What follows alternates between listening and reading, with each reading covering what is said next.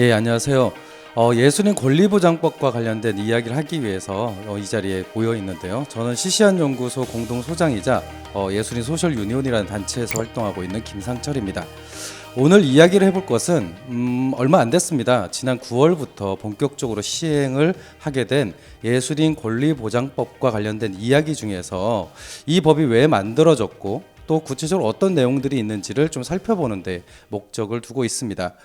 사실 법률과 관련된 내용을 이야기하면 좀 딱딱하게 느끼시잖아요. 맞습니다.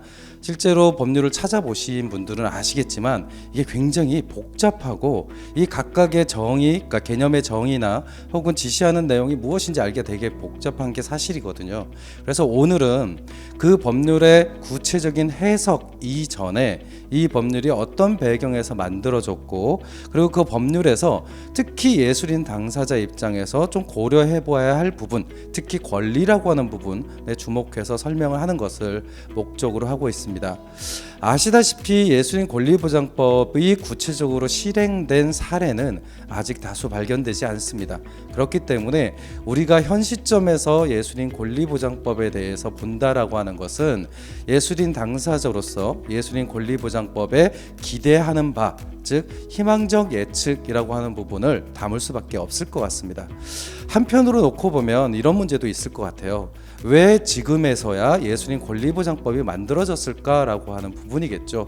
사실 예술인 권리보장법이 만들어지게 된 과정은 굉장히 지난했습니다.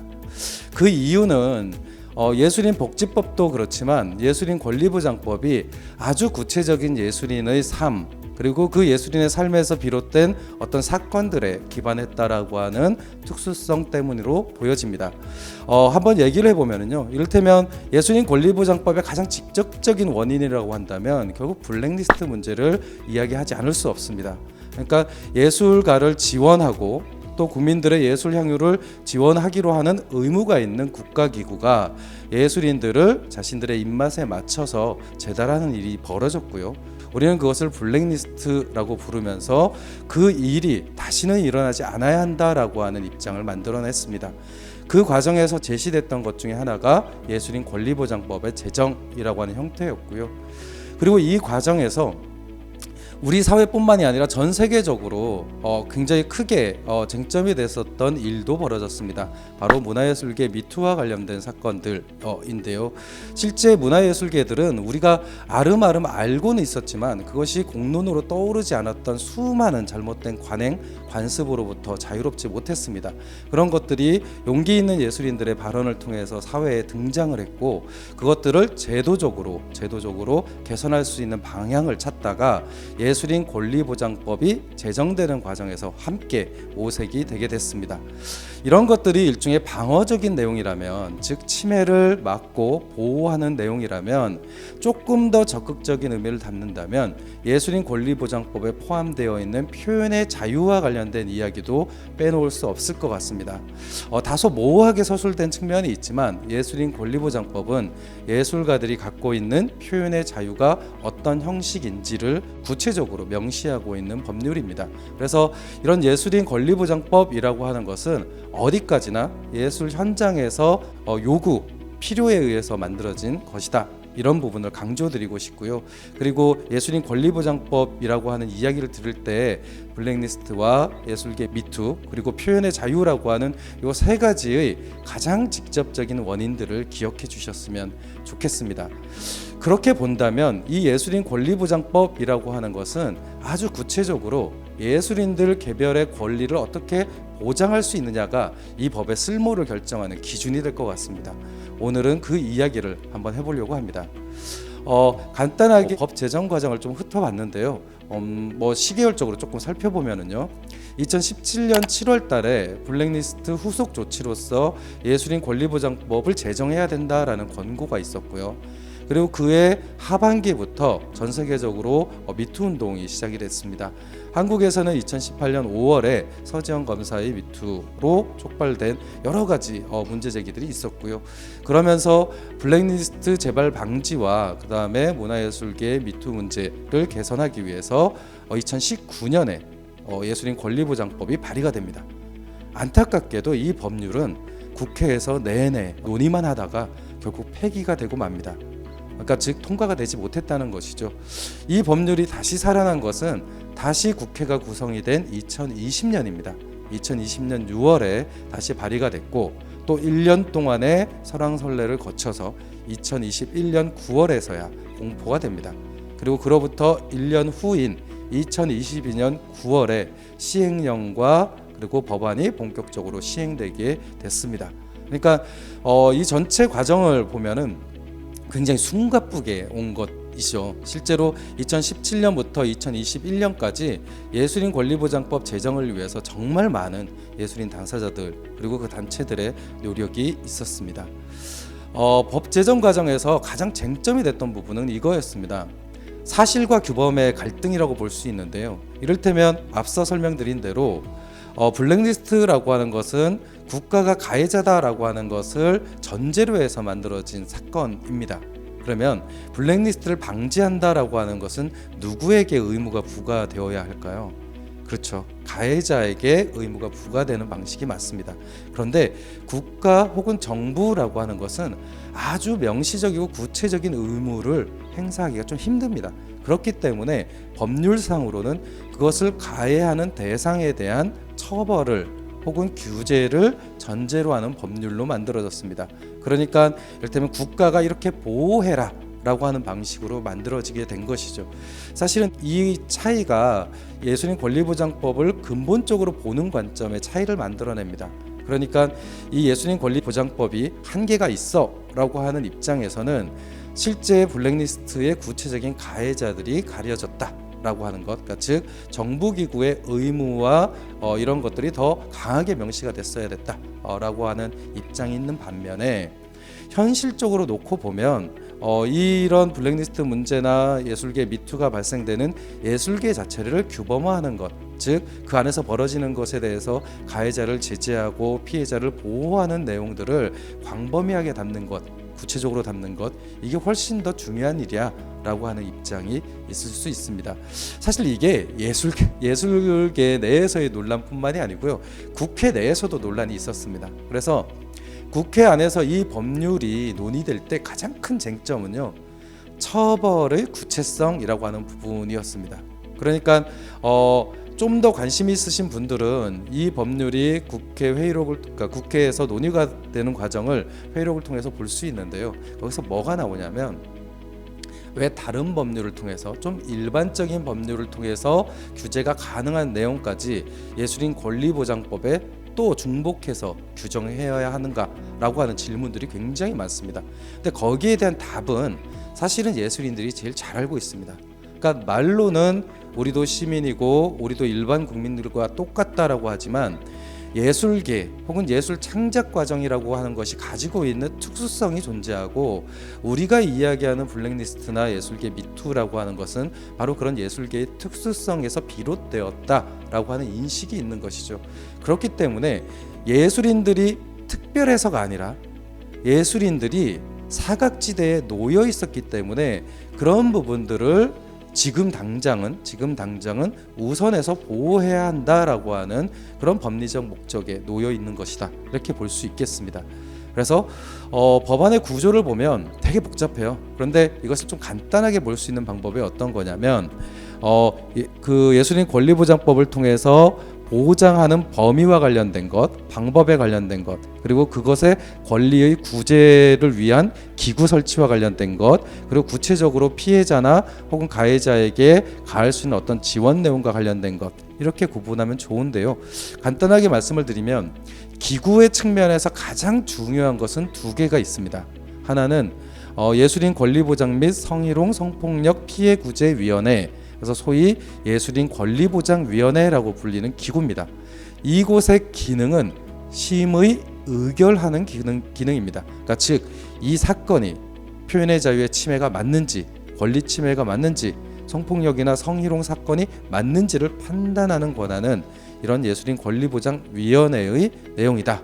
그런데 이 위원회에서 판단하는 내용을 사전에 조사하는 기능으로서 예술인 보호관이라고 하는 직제가 있습니다. 그러니까 즉 예술인 보호관이라고 하는 직제는 위원회가 판단하고자 하는 그 사건에 대한 조사, 그리고 어떤 그 그 제한이 되겠죠. 이런 것들은 이런 침해 사건으로 볼 수 있습니다.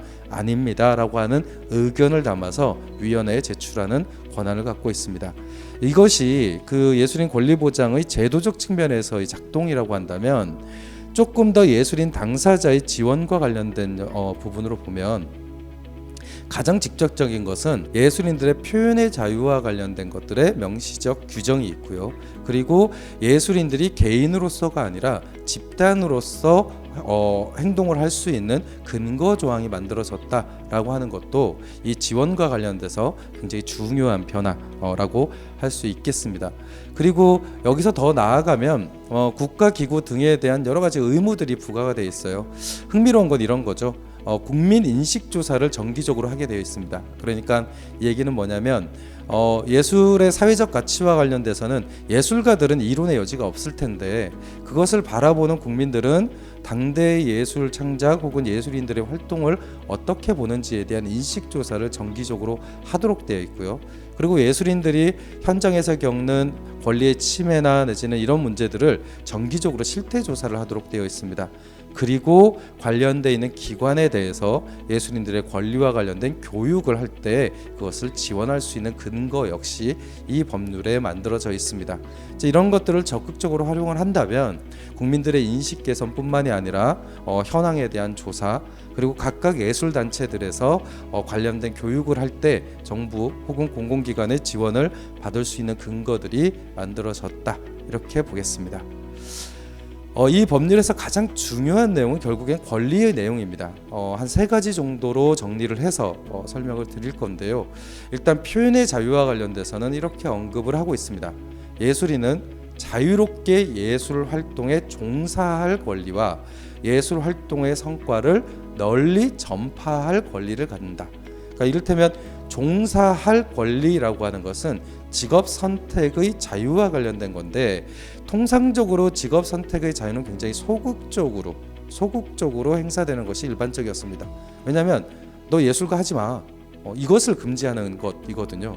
근데 여기서 얘기하는 종사할 권리라고 하는 것은 좀 더 적극적으로 보면 예술 활동에 종사할 수 있는 환경의 조성까지도 고려할 수 있습니다. 그러니까 한 사회에서 내가 예술가라는 직업을 선택하려고 하는데 너무 불보듯 뻔해요. 가난하고 존중 못 받고 이런 것이 너무나 뻔하다면 저는 그 직업의 선택에 있어서 자유를 제약받는다고 볼 수도 있을 겁니다.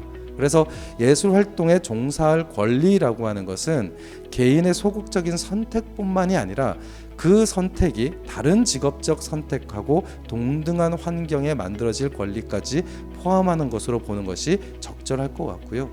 예술 활동의 성과를 전파할 권리에서 이 전파할 권리라고 하는 것을 대부분 공연, 그러니까 즉 공개된 장소에서의 전시나 혹은 실현이나 이런 것들을 얘기하는 경우가 되게 많은데 그렇게 될 경우에는 소위 이제 개인 작업을 하거나 별도의 전시나 공연을 하지 않는 작품들이 보호되기 힘들 겁니다. 그래서 이 전파할 권리는 그 전에 창작할 권리를 전제로 한다라고 보는 것이 조금 더 정확한 의미가 아닐까 싶습니다. 제가 이런 부분들을 설명을 드리는 이유는요. 결국 법률의 실행 과정은 이 법률에 대한 문헌적 해석이라고 하는 이 문구의 해석이라고 하는 부분에 걸릴 가능성이 되게 크고 그렇기 때문에 전파할 권리만에만 초점을 맞추게 되면 전파하고자 하는 의지를 예술인들이 가졌냐 안 가졌냐라고 하는 것이 중요한 기준이 될 수도 있습니다. 근데 그렇게 접근하면 좀 문제가 있겠죠. 결국에는 모든 예술인들의 창작 활동은 그 생산 자체가 누군가에게 그 이야기를 전달하고자 하는 목적을 갖는다라고 하는 것을 전제로 하는 것이 자연스러울 것 같고요.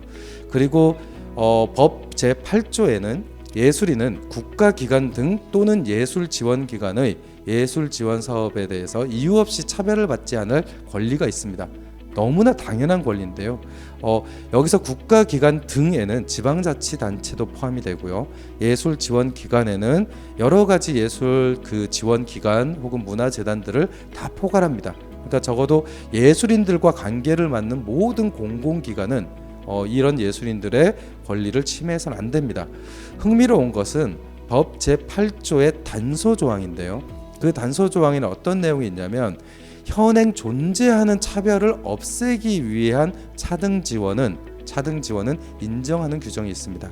그러니까 이 단서 규정이라고 하는 것은 모든 사람에게 n분의 1을 해야 돼. 하지만 기존에 이미 불평등한 것을 그대로 놔두는 n분의 1은 막을 수 있어 라고 하는 조항을 갖고 있는 것이죠. 이를테면 장르별 불균등이나 지역별 격차가 있는데도 불구하고 이 규정에 근거해서 서울이든 시군 단위든 똑같이 자원을 분배하자라고 하면 정당하지 않을 겁니다. 그리고 한 명이 작업하는 것과 그다음에 다수가 작업하는 것을 똑같이 하나의 지원 사업으로 놓고 n분의 1로 접근하면 그것은 차별이라기보다는 오히려 차등을 더 많이 만들어내는 과정일 수 있겠죠. 그래서 이런 기계적인 형평성이라고 하는 부분을 보완할 수 있는 규정을 갖고 있다라고 하는 것이고요. 왜 이야기를 길게 드리냐면 저 내용은 예술지원기관에서 악용될 수 있는 내용입니다. 왜냐하면 차별이 없어야 한다라고 하는 내용을 지원의 효율성으로 생각을 하게 되면 굉장히 많이 활용이 될 수 있는 내용이고요. 성폭력, 성희롱 방지와 관련돼서는 너무나 상식적인 내용이고 이미 다른 법률에 의해서 명시되어 있는데요. 그럼에도 불구하고 그 내용이 그대로 준용되어서 나와 있습니다. 성별에 따른 차별, 편견, 비하, 폭력 그리고 인권을 동등하게 보장받아야 한다라고 하는 내용이 명시되어 있습니다. 그러면 여기서 쟁점이 되는 것은 어떤 것이 차별이고 어떤 것이 편견이며 어떤 것이 비하이고 폭력이겠냐라고 하는 부분이 남아있을 거고요. 그것은 우리 사회가 축적해놓은 수많은 경험들이 존재합니다. 그래서 그것과 지금 이 법률 조항에서 정하고 있는 내용이 차이가 없다라고 하는 것을 생각해 주시면 좋겠습니다. 그러니까 예술인 권리보장법상에 정해져 있는 성희롱 성폭력과 관련된 규정은 이미 우리 사회가 축적해 놓은 성희롱 성폭력과 관련된 싸움의 경험들이 다 전제되어 있다라고 생각해 주시면 좋겠어요. 그러니까 이게 법률이 따로 정해 있기 때문에 우리는 여기에 해당되는 거야 이렇게 생각하실 이유 전혀 없다 기억해 주시면 좋겠고요. 마지막으로 이 직업적 권리의 보장이라고 하는 건 굉장히 중요합니다.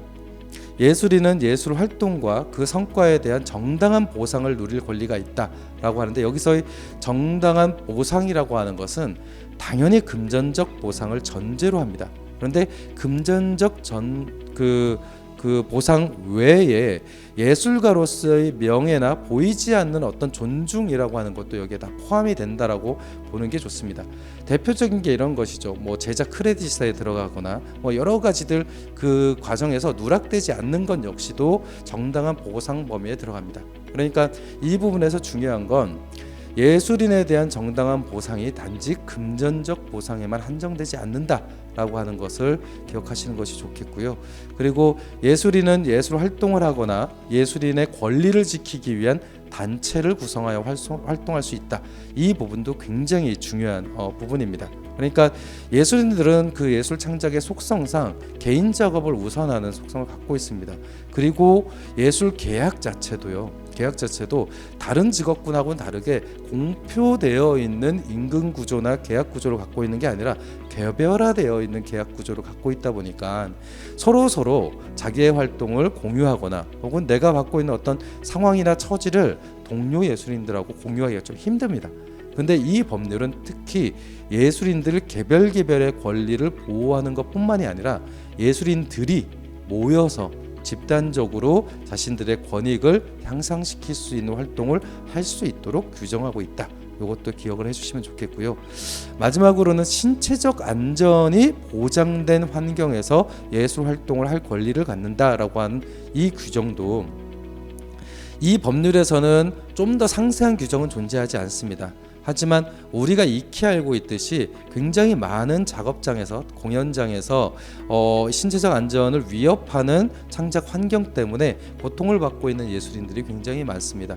그랬을 때 그런 것들을 개선을 요구할 수 있는 권리 역시도 신체적 안전이 보장된 환경이라고 하는 부분에서 언급을 할 수 있고요.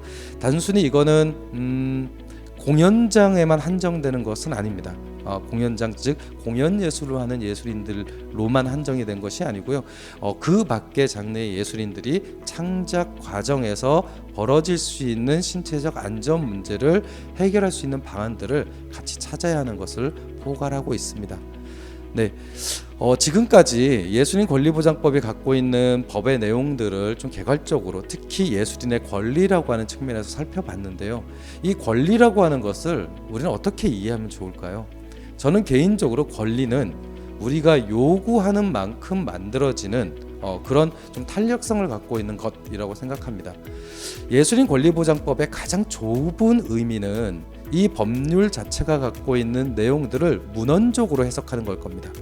법률상 이 개념의 정의가 뭐지? 그러니까 이것은 이런 걸 의미할 거야 라고 하는 거라면 최대한의 범위는요, 제가 앞서 설명드린 이 법률이 필요하게 된 맥락, 환경, 예술인의 처지, 더 구체적으로는 당대의 예술인의 필요라고 하는 것에 맞춰서 더 요구되는 것들에 맞춰서 예술인 권리보장법이 규정하고 있는 내용을 적극적으로 해석도 할 수 있을 겁니다.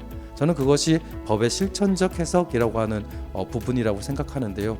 이것을 만들 수 있는 건 결국엔 여러분들이 예술 현장에서 여러분들이 자신의 권리를 더 구체적이고 명확하게 요구하는 데서 시작한다라고 하는 걸 기억하시면 좋겠습니다. 네, 감사합니다.